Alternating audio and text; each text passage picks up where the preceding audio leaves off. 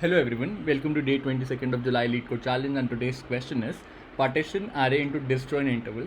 In this question we are given an array of integers and we need to divide this input array into two parts such that the maximum element in the left part is greater than or equal to the minimum element on the right part. If we are able to divide this complete array into two parts, we need to return the index where we are dividing this array. Here the division is happening at the third index at the 8th place, this 8th number. Therefore we have to return 3. Also it is given that the input is such that it is guaranteed that at least one partition always exists in the input array. Just remember this point. I'll tell you why I am stating it here. Without much ado, let's look at the presentation that I have created for this and let's get started. Partition array into disjoint intervals, LeetCode 915. And let's try and understand the question. The question are three constraints given to us. Every element in the left side of the partition should be less than or equal to the right side of the partition. This is a very important statement that will help us come up with the algorithm. We need to make sure that the right and the left side are not empty, and the left side has the smallest possible size. This is the third constraint. So from the first constraint, we can conclude that the maximum element in the left side of the partition, the max part in the left side, max of left among all the possible elements that are there in this left side, max in left should be less than or equal to the minimum in right. This is what the first condition says, and we are exactly gonna do the same thing. Let's try and do that via an example. I'll take the same example that is specified here. So the first thing that I'm going to do is to create an array that means left max. I'll name it left max array, and I'll iterate over the input array and find the maximum element so far that I have visited across this array. First one being 5, next out of 0, 5 is greater, 5 comes here, 3, 5 is greater, 8, 8 is greater, so 8 gets here, 6, 8 is greater, 8 gets here. So I traversed from 0th index up till the end of the input array and found out the maximum element so far that I have seen, including the current element. Similarly, I'm going to do the reverse of it, and I'll move from the terminal endpoint to the 0th index, and I'll try to find out the minimum element that I have seen so far. The minimum element is 6 here. Out of 6, 8, the minimum element is 6. Out of 3, 6, the minimum element is 3. Out of 0, 3, the minimum element is 0. And out of 5, 0, the minimum element is 0. So I've created these two array, and let me just call these at left max and right min.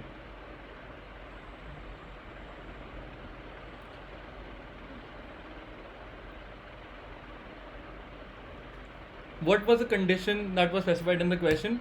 Every element in the left side should be less than the minimum element in the right side. And let's check this up across these two arrays. So let's hypothetically assume that we are here at the first index. Since you can't, left side should have at least one size, so you can't partition it here. So you have to start from the first index here. And if you are partitioning at this particular index, what you are going to check, the minimum element here is 0 and the maximum element here is 5. You will keep track of I minus 1, not array of I, in the left max array. You will compare these two values. The left max is greater than the right min, so this is not an appropriate point for division. Let's move ahead. Here we will compare 5 with 3. This is the right min value, this is the left max value, and left max is greater than right min, so you can't make the division. Let's continue the process. Next we have 5, 6. Right min is greater than left max at the I minus 1 index. That means it is a right point for the partition to happen, and they will result it as that answer. So I here is 3, and this is what we need to return. So you found out that particular index where the right min is greater than left max. And this is what we need to do. What is the time complexity of this approach? The time complexity is order of n. What is the space complexity of this approach? The space complexity is again order of n. Can we do something better than this? The answer is yes. How? Let me just show that to you. Let's talk about the second approach where we are trying to reduce on the space complexity from order of n to order of 1. The constraint that we know is the minimum in the right part should be greater than equal to the maximum in the left part.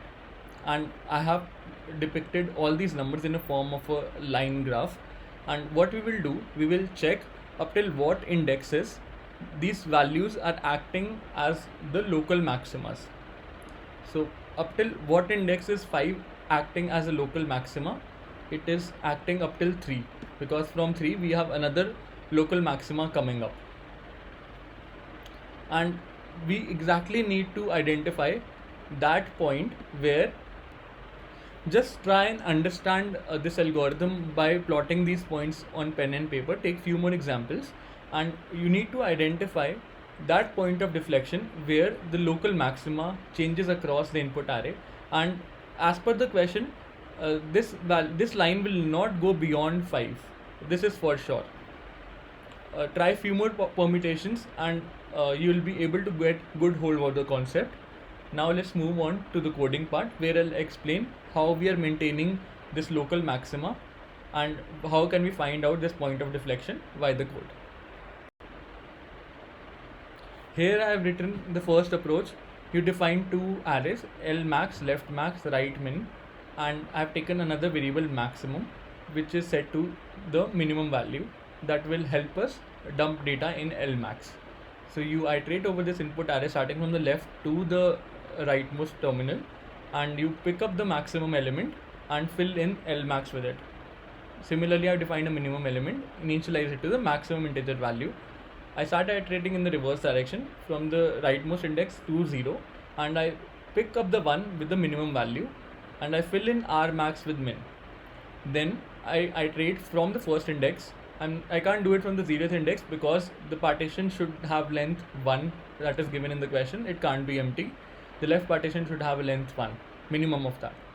And so starting from 1 going up till nums.length, I try and find out that index where R minimum is greater than equal to L max of I minus 1. Remember, we drew a diagonal starting from I minus 1 up till I, and this is what we are comparing here as well. As soon as we find that point, you return that value of I.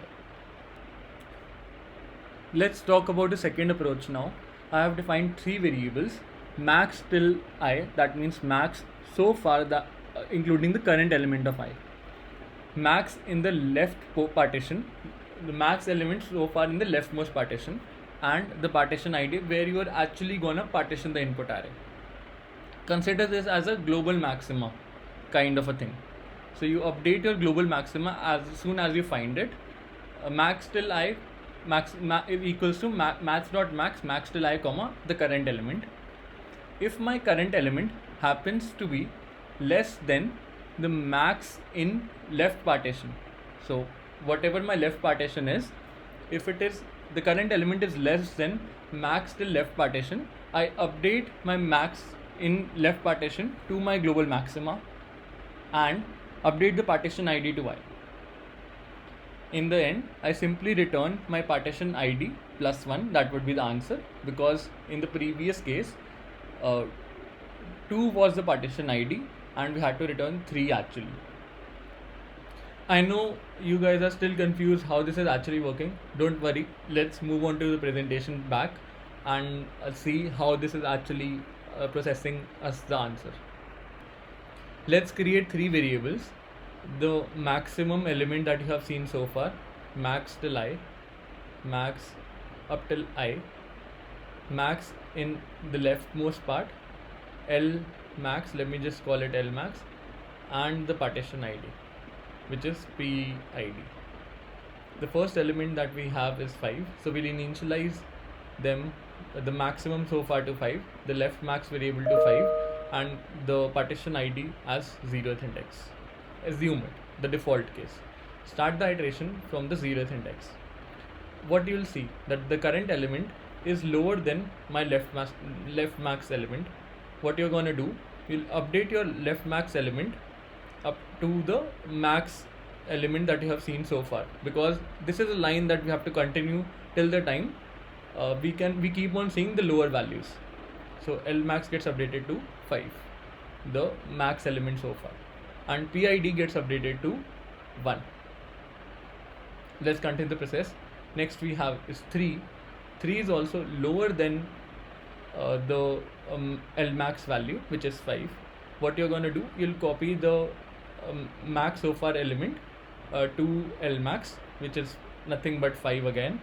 We have to continue this line up till we keep on seeing 5 as a maximum element, and we'll update the partition ID to 2.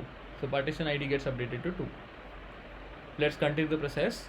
Next we have 8, and you will see that the max element so far in the input array, max across this input array, gets updated to 8 as soon as you see 8. And what you're going to check, what is your L max? L max is 5.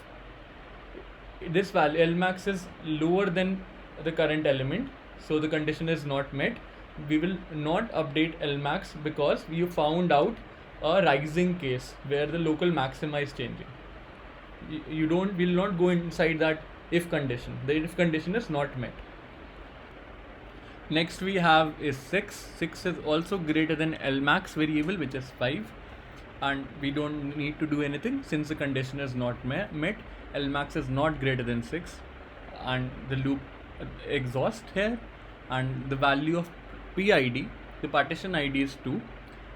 That means we need to return one higher value to what the partition ID is, that is 3, and this is 3 is the answer, and we found out. This is how we maintained the local maximas till the time we keep on seeing lower values in the input array. I hope you understood the algorithm. The time complexity for this approach is order of n, and space complexity for this approach is constant space. Thanks for watching the video. Hope you enjoyed it. Please don't forget to like, share and subscribe to the channel. Thanks for viewing it. Have a great day ahead. See you tomorrow with another fresh question from Coding Decoded. Goodbye.